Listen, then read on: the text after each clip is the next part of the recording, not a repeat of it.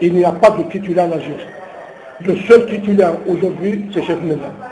En dehors de Chef Moulen, tout le monde est en place.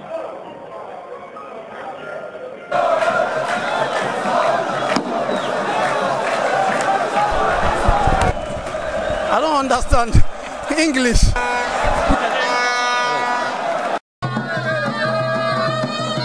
Zizu is very nice, you know.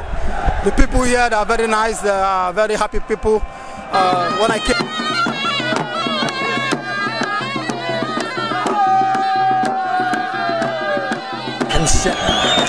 بالقاسم محمد السعيد قلنا له ملزوم نوفمبر تمدينة التزوج.